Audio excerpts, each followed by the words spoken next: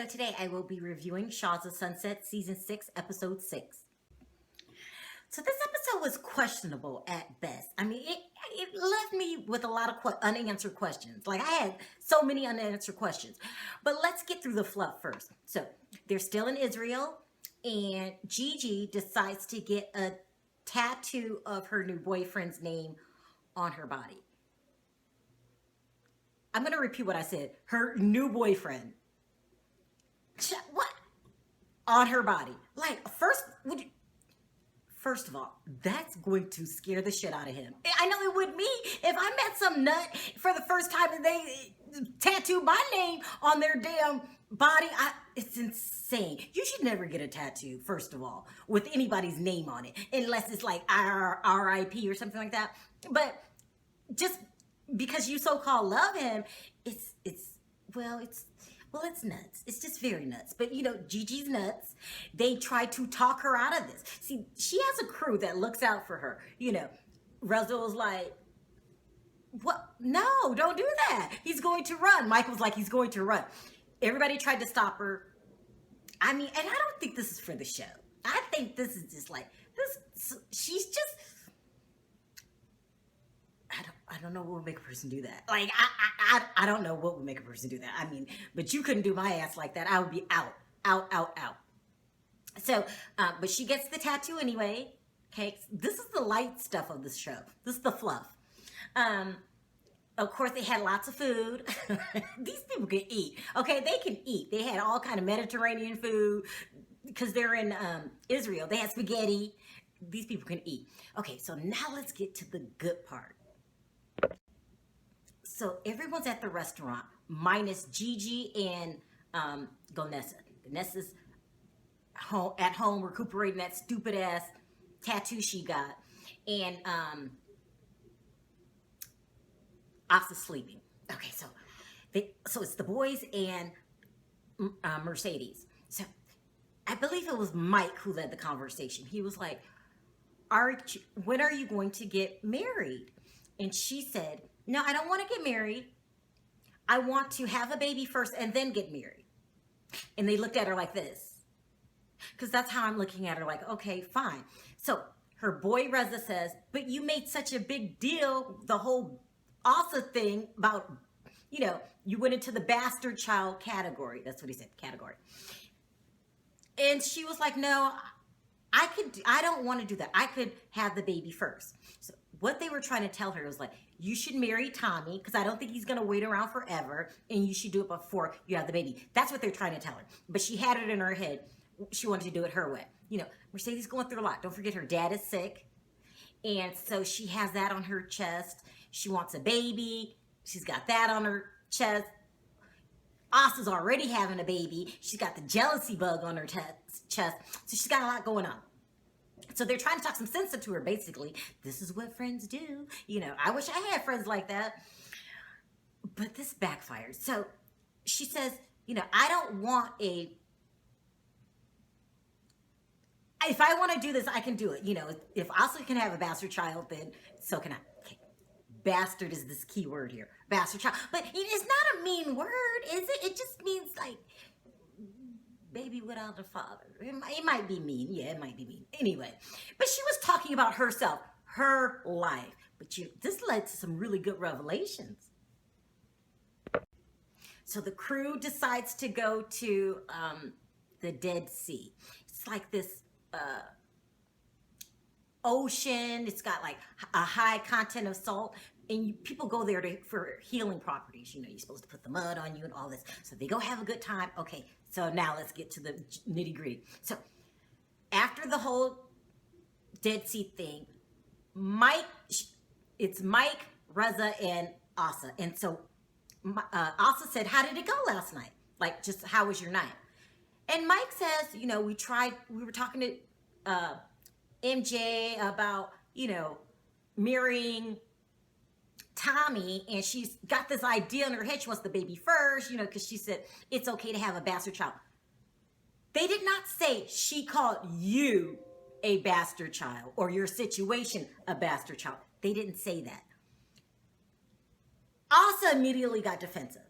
That's not cool. That's not cool. Like, a little too defensive in my book. Well, what's wrong with your ass? Like, ain't nobody talking to you. But she got really defensive. So now it's time to eat. Like I said, they love to eat. So they go to the table, and Asa can't hold it anymore. So she says, I don't like you saying the term bastard child. That's it.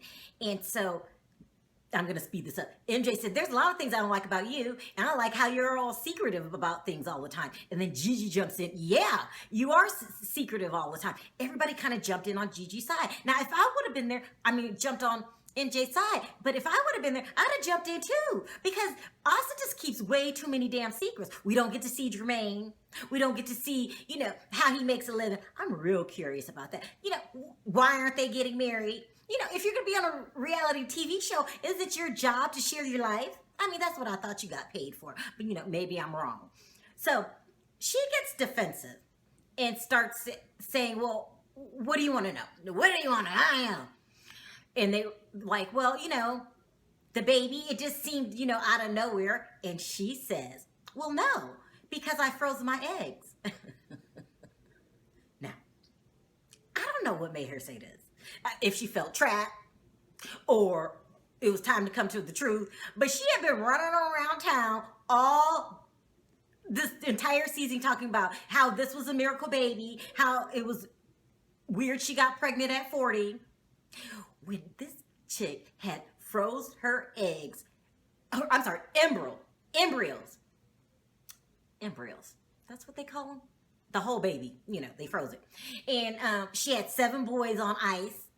And so NJ felt some type of way, like, wait a minute, you were questioning me about doing in vitro fertilization as if you had no clue what it was about. She had frozen her embryos maybe in her 30s. I think she said 36. And so now it's coming out that not only did you freeze them and was acting like you didn't know what happened, this was just a miracle birth, but this was a part of your master plan. Now I see. Listen, we all know that MJ's a basket case. Her life is all over the place right now. But if the other people have to expose their dirt, I don't see why you don't expose yours. Like, I was kind of done with Asa ass when I heard that. Like, please, she is all Mother Earth of the land, we are one, and she forgets, and I love to lie. Asa's a liar. She's a straight out liar. Now, you don't have to tell people your business. Yeah, this is true.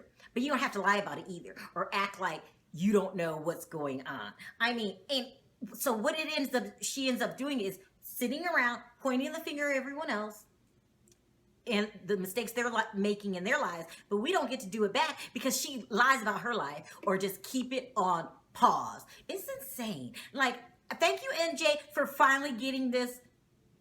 YouTube's got the new strict rules. I can't cuss anymore. This new bleep bleep to open up about what's really going on in her life. Please, child, please. Thank you, MJ. So there wasn't too much more happening after that. There was MJ called her boyfriend Tommy, and he was at the hospital with her father, and let her talk to her dad through FaceTime. It was a really touching moment because, first of all, before he opened his mouth, I thought that was the sweetest thing to do because he didn't have to go to the hospital. So I just think Tommy's really sweet. And Mike was there when she did the FaceTime call. And after the call, he was like, you should marry him. Like, I don't think he's going to wait around forever. You should marry him. But, she really, really does have a lot going on around because she is in knots over her dad. He didn't look too good. I hope he get better, but he really looks sick. So, and she's an only child, and she's just got a lot going on. And we are watching this. It's really hard to go through a lot on television with everybody watching, like me. So. And I felt bad for her. But, she's got a good crew. And it just made me really, really, really not hate Asa, but get angry with Asa. Me and Asa, we're not on good terms right now. Like we're on chill because it's just not fair that you get to critique everybody else, but we can't do you. Okay, so we're on pause. But I'm not the only person Asa's on pause with. I mean, everybody was taken back when they found out she gave alternative facts about her pregnancy. Alternative facts, okay? Kellyanne Conway. Alternative facts about her pregnancy. So the last scene ends with them at dinner. Oh my God, they're at dinner again. Like, God damn. And Asa makes a special announcement to the group that she wants to tell everyone what the sex of the baby is. But at this point, no one believes a word she says.